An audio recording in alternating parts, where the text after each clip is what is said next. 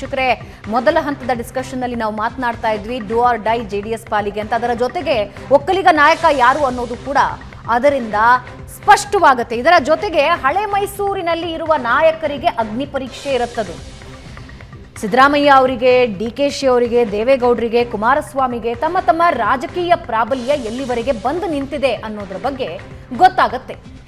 JDS Vokkaliga ಮತಗಳು intact ಇವೆಯಾ ಅಥವಾ ಅದನ್ನ ತನ್ನ ಹತ್ತ ಸೆಳೆದುಕೊಳ್ಳೋದ್ರಲ್ಲಿ ಡಿಕೆ ಶಿವಕುಮಾರ್ ಯಶಸ್ವಿಯಾಗಿದ್ದಾರಾ ಅನ್ನೋದು ಗೊತ್ತಾಗುತ್ತೆ. ಇದರ ಜೊತೆಗೆ ಮೈಸೂರಿನ ಭಾಗದ ನಾಯಕರು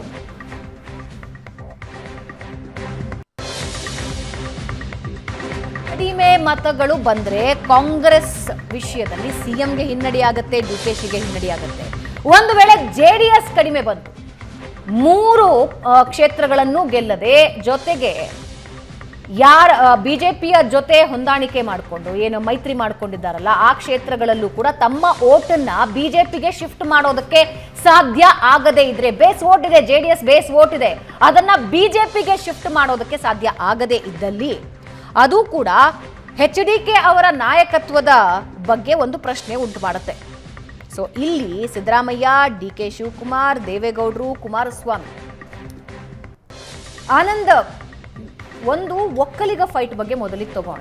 ಒಕ್ಕಲಿಗ ಫೈಟ್ ಡಿಕೆಶಿನಾ ಕುಮಾರಸ್ವಾಮಿನ ಅಂತ 2008ರಿಂದ ಈ ಪ್ರಶ್ನೆ ಸಹಜವಾಗಿ ಜೋರಿದೆ. ಅಲ್ಲಿ ತನಕನೂ ಕೂಡ ಮಾಜಿ ಪ್ರಧಾನಿ ದೇವೇಗೌಡರು ಅಂದ ತಕ್ಷಣ ಸಹಜವಾಗಿ ಒಕ್ಕಲಿಗರ ಅಸ್ಮಿತೆ, ಒಕ್ಕಲಿಗರ ನಾಯಕ ಅಂಥೇಳಿ ಅವ್ರು ಹೇಳಲ್ಲ. ನಂತರದಲ್ಲಿ 2008ರ ನಂತರದಲ್ಲಿ ಅಲ್ಲಲ್ಲಿ ಪರ್ಯಾಯ ನಾಯಕತ್ವದ ಬಗ್ಗೆ, ಒಕ್ಕಲಿಗರಲ್ಲಿ ಪರ್ಯಾಯ ನಾಯಕತ್ವದ ಬಗ್ಗೆ ಒಂದು ಗಂಭೀರವಾದಂಥ ಚರ್ಚೆ ಶುರುವಾಯಿತು. ಡಿಕೆ ಶಿವಕುಮಾರ್ ಇರುವ ಕಡೆ ಒಂದು ಒಕ್ಕಲಿಗರ ತಂಡ ಮತ್ತು ಒಕ್ಕಲಿಗರ ಪರವಾದ ಧ್ವನಿ ಮೊಳಗಲಿಕ್ಕೆ ಸ್ಟಾರ್ಟ್ ಆಯಿತು. ಡಿಕೆ ಶಿವಕುಮಾರ್ ಒಕ್ಕಲಿಗರ ನಾಯಕರಾಗಿ ಹೊರಹೊಮ್ಮಬಹುದು ಅಂತಕ್ಕಂಥದ್ದು. ಯಾಕೆಂತಂದರೆ ದೇವೇಗೌಡರ ವಿರುದ್ಧ ರಾಜಕೀಯವಾಗಿ ದೊಡ್ಡ ಮಟ್ಟದ ಒಂದು ಹೋರಾಟ ಮಾಡ್ಕೊಂಡು ಬಂದಿರತಕ್ಕಂಥ ಡಿಕೆ ಶಿವಕುಮಾರ್ ಎಲ್ಲ ಸವಾಲುಗಳನ್ನು ಕೂಡ ಎದುರಿಸಿಕೊಂಡಿದ್ದಾರೆ.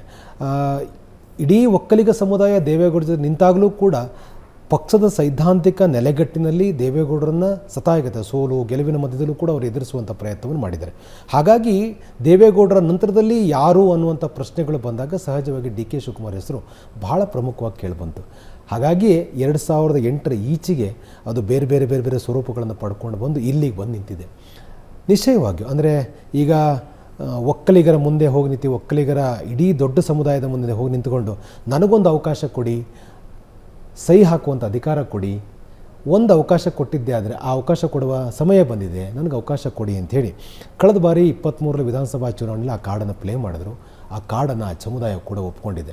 ಅದರ ಪರಿಣಾಮವೇ JDSನ ಪ್ರಾಬಲ್ಯದಿಂದ ಎಲ್ಲ ಕ್ಷೇತ್ರಗಳನ್ನು, ಬಹುತೇಕ ಎಲ್ಲ ಕ್ಷೇತ್ರಗಳನ್ನು ಕೂಡ ಕಸಿಲಿಕ್ಕೆ ಸಾಧ್ಯ ಆಯಿತು. ಇವತ್ತು ಕಾಂಗ್ರೆಸ್ ದೊಡ್ಡ ಮಟ್ಟದಲ್ಲಿ ವಿಧಾನಸಭಾ ಚುನಾವಣೆ ಯಶಸ್ವಿಯಾಗಲಿಕ್ಕೆ ಡಿ ಕೆ ಶಿವಕುಮಾರ್ ಆ ಕಾರ್ಡ್ ಭಾಳ ಪ್ರಮುಖವಾಗಿರ್ತಕ್ಕಂಥದ್ದು ಮತ್ತು ಜೊತೆಗೆ ಆ ಸಮುದಾಯ ಕೂಡ ಡಿ ಕೆ ಶಿವಕುಮಾರ್ ಪರ ನಿಲ್ತಕ್ಕಂಥ ಒಂದು ನಿರ್ಧಾರ ಬಂದಿರುವಂಥ ಕಾರಣಕ್ಕಾಗಿ ಅಂಡ್ ಈಗ ಇನ್ನೊಂದಿದೆ, ಒಂದು CM ಆಗಿ ಸಿದ್ದರಾಮಯ್ಯ ಅವರು ಮುಂದುವರಿಬೇಕಾದ್ರೆ ನೀವು ಅತಿ ಹೆಚ್ಚು ಮತಗಳನ್ನು ನೀಡಬೇಕು ಅಂತ ಒಂದು ಕಡೆ ಸಿದ್ದರಾಮಯ್ಯ ಆ್ಯಂಡ್ ಟೀಮ್ ಹೇಳ್ತಾ ಇದೆ, ಮತ್ತೊಂದು ಕಡೆ ಡಿಕೆಶಿ ಹೇಳ್ತಾ ಇದ್ದಾರೆ ಇನ್ನೊಂದು ಸಲ ನನಗೆ ವೋಟ್ ಮಾಡಿ, ನನ್ನನ್ನು ಸಪೋರ್ಟ್ ಮಾಡಿ, ನಾನು CM ಆಗೋ ಅವಕಾಶ ಅಂತ ಇಂಡೈರೆಕ್ಟ್ ಆಗಿ ಹೇಳ್ತಾ ಇದ್ದಾರೆ. ಅದಕ್ಕೊಂದು ಕಾರಣ ಇದೆ. ಅಂದರೆ ಇದು ವಿಧಾನಸಭಾ ಪ್ಲಾನಿಂಗ್, ಇದು ವಿಧಾನಸಭಾ ಚುನಾವಣೆಯಲ್ಲೂ ಕೂಡ ಭಾಳ ಪ್ರಮುಖವಾಗಿ ಭಾಳ ಸ್ಟೈಲಿಶ್ ಆಗಿ ಅದನ್ನು ಕಾರ್ಡ್ ಪ್ಲೇ ಮಾಡಿದರು. OBC ಮತಗಳು ಎಲ್ಲ ಸಿದ್ದರಾಮಯ್ಯ ಅವ್ರನ್ನ ಬಿಟ್ಟು ಹೋಗಬಾರ್ದು. ಆ ಕಾರಣಕ್ಕಾಗಿ OBC ಮತ ಬ್ಯಾಂಕ್ ಇರ್ತಕ್ಕಂಥ ಕಡೆ ಈ ಕಾರ್ಡನ್ನು CM ಮತ್ತು ಅವರ ಜೊತೆ ಇರತಕ್ಕಂಥ ಹಿಂಬಾಲಕರೆಲ್ಲರೂ ಕೂಡ ಕಾರ್ಡ್ ಪ್ಲೇ ಮಾಡಿದ್ರು. ಈ ಲೋಕಸಭಾ ಚುನಾವಣೆಯಲ್ಲೂ ಕೂಡ ಅದೇ ರೀತಿಯ ಬೈರತಿ ಸುರೇಶ್ ಸೇರಿದ ಹಾಗೆ ಎಲ್ಲರೂ ಕೂಡ CM ಕಂಟಿನ್ಯೂ ಆಗಬೇಕು, ಒಂದು ಅವಕಾಶ ಕೊಡಿ, ಈ ಕೊಡಲೇಬೇಕು, ನೀವು ಇದ್ರ ಕಷ್ಟ ಆಗುತ್ತೆ ಅಂತಕ್ಕಂಥ ಹೇಳುವ ಪ್ರಯತ್ನ.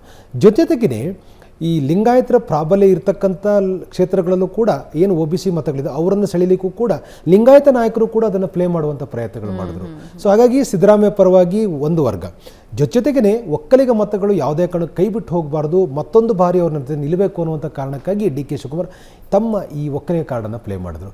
ಈ 2 ಕಾರ್ಡ್ಗಳು ಬಹಳ ಮುಖ್ಯವಾಗಿ ಮತಗಳಿಕೆಯ ದೃಷ್ಟಿಯಿಂದಲೇ ಮಾಡಿದ್ದೆ ಹೊರತು ರಾಜಕೀಯವಾಗಿ ನಂತರದಲ್ಲಿ ಆಗ್ತಕ್ಕಂಥ ಪರಿಣಾಮಗಳು ಯೋಚನೆ ಮಾಡಲಿ, ಬದಲಾಗಿ ನನ್ನ ಜೊತೆ ನಿಲ್ಲಿ ಅಂತಕ್ಕಂಥ ರಿಕ್ವೆಸ್ಟ್ ಮಾಡೋಕ್ಕೆ ಈ 2 ಕಾರ್ಡ್ಗಳನ್ನ ಪ್ಲೇ ಮಾಡಿದ್ರು. ಆ ಕಾರಣಕ್ಕಾಗಿ ಇವತ್ತು ಒಕ್ಕಲಿಗರ ಪ್ರಾಬಲ್ಯದ ಕ್ಷೇತ್ರಗಳು ಇಂಟ್ರೆಸ್ಟಿಂಗ್ ಏನಂದ್ರೆ ವಿಧಾನಸಭೆಯಲ್ಲಿ ಕೊಟ್ಟ ರಿಸಲ್ಟು ಲೋಕಸಭೆಯಲ್ಲೂ ಕೊಡ್ತಾರಾ ಅನ್ನೋದೇ ಅಲ್ಲ ಅದು ಫಲಿತಾಂಶಗಳು ಬೇರೆ ಆಗ್ಬೋದು ಅಥವಾ ನಿರೀಕ್ಷೆ ಮಾಡ್ದಂಗೆ ಆಗ್ಬೋದು. ಆದರೆ ಒಂದಂತೂ ಸ್ಪಷ್ಟ, ಇರ್ತಕ್ಕಂಥ ಅವಕಾಶವನ್ನು ಡಿ ಕೆ ಶಿವಕುಮಾರ್ ಭಾಳ ಚೆನ್ನಾಗಿ ಪ್ರಯೋಗ ಮಾಡಿದ್ದಾರೆ. ಡಿ ಕೆ ಶಿವಕುಮಾರ್ ಹೋದ ಕಡೆ ಒಕ್ಕಲಿಗರ ಪ್ರಾಬಲ್ಯ ಎಲ್ಲೆಲ್ಲಿದೆಯೋ ಅಥವಾ ಒಕ್ಕಲಿಗರ ಕೆಲ ಪ್ರಮುಖ ನಾಯಕರ ಸಭೆಗಳಲ್ಲಿ, ಒಕ್ಕಲಿಗರ ಸಭೆಗಳಲ್ಲಿ ಮುಖ್ಯವಾಗಿ ಹೇಳ್ತಕ್ಕಂಥದ್ದು ಸಮುದಾಯ ನನ್ನ ಪರ ನಿಲ್ಲಬೇಕು ಅಂತಕ್ಕಂಥ ರಿಕ್ವೆಸ್ಟ್ ಮಾಡ್ತಾ ಇದ್ದಾರೆ. ನೀವು ನನ್ನನ್ನು ನಾಯಕನಾಗಿ ಒಪ್ಪಿಕೊಳ್ಬೇಕು ಅನ್ನೋದನ್ನು ಕೂಡ ಪರೋಕ್ಷವಾಗಿ ಅವ್ರಿಗೆ ಹೇಳುವಂಥ ಪ್ರಯತ್ನವನ್ನು ಮಾಡ್ತಿದ್ದಾರೆ. ಜೊತೆಗೆ ಮತಗಳಿಕೆಗೆ ಪೂರಕವಾಗಿಯೂ ಕೂಡ ಆ ಕಾರ್ಡನ್ನು ಪ್ಲೇ ಮಾಡ್ತಿದ್ದಾರೆ. ದೇವೇಗೌಡರು ಈಗ ಇಳಿ ವಯಸ್ಸಲ್ಲಿದ್ದಾರೆ ಅನ್ನುವಂಥ ಕಾರಣಕ್ಕಾಗಿ ದೇವೇಗೌಡರ ನಂತರದಲ್ಲಿ ಯಾರು ಒಕ್ಕಲಿಗ ನಾಯಕ ಅಂಥೇಳಿ ಎಲ್ಲವನ್ನೂ ಸವಾಲನ್ನು ಸ್ವೀಕರಿಸಬಹುದಾದಂಥ ಚಾಕಚಕ್ಯತೆ ಇರತಕ್ಕಂಥ ಎದೆಗಾರಿಕೆ ಪ್ರದರ್ಶನ ಮಾಡಬಹುದಾದ ರಾಜಕೀಯ ಪ್ರಬುದ್ಧತೆ ಇರತಕ್ಕಂಥ ಚಾಣಕ್ಯ ನೀತಿಗಳನ್ನು ಅನುಸರಿಸಬಹುದಂಥ ಎಲ್ಲ ಅರ್ಹತೆಗಳು ಡಿ ಕೆ ಶಿವಕುಮಾರಲ್ಲಿ ಕಾಣ್ತಾ ಇದೆ ಒಕ್ಕಲಿಗರಿಗೆ.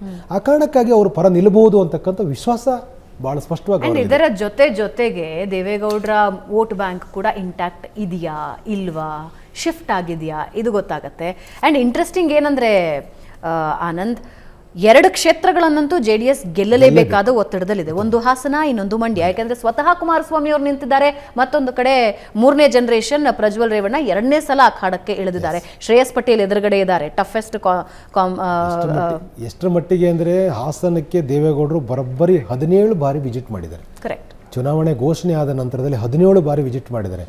ದೇವೇಗೌಡರಿಗೆ ಅಲ್ಲಿ ಹಾಸನದಲ್ಲಿ ಆಗಬಹುದಾದ ಎಲ್ಲ ಪರಿಣಾಮಗಳು ಅರಿವಿದೆ. ಆ ಕಾರಣಕ್ಕೆ 17 ಬಾರಿ ವಿಸಿಟ್ ಮಾಡಿದ್ದಾರೆ ಅವರು.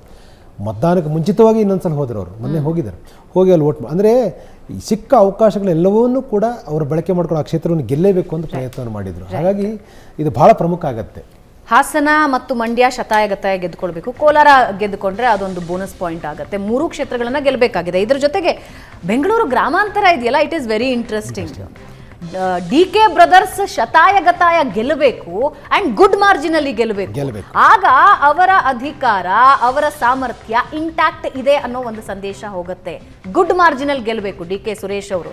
ಏನಾಗುತ್ತೆ ಅನ್ನೋದು ನೋಡೋಣ. ಹಳೆ ಮೈಸೂರು ಭಾಗದ ವಿಷಯ ಇದಾಯ್ತು. ಇನ್ನು ಮತ್ತೊಂದು ಕಡೆ ವಲಸೆ ನಾಯಕರ ಕಥೆ ಏನಾಗುತ್ತೆ ಇದಾದ ಮೇಲೆ, ಜೊತೆಗೆ ಯಾರ್ಯಾರ ಟಿಕೆಟ್ ಮಿಸ್ ಆಗಿದೆಯಲ್ಲ ಅವ್ರ ಕಥೆ ಏನಾಗುತ್ತೆ, ಅವರ ಪ್ರಾಬಲ್ಯ ಮುಂದುವರಿಯುತ್ತಾ ಅಥವಾ ಹೊಸ ಪ್ರಾಬಲ್ಯ ಬರುತ್ತಾ?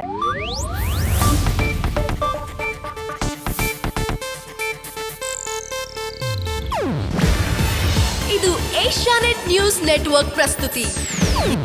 ನೀವು ನೋಡ್ತಿದ್ದೀರಾ ಏಷ್ಯಾನೆಟ್ ಸುವರ್ಣ ನ್ಯೂಸ್.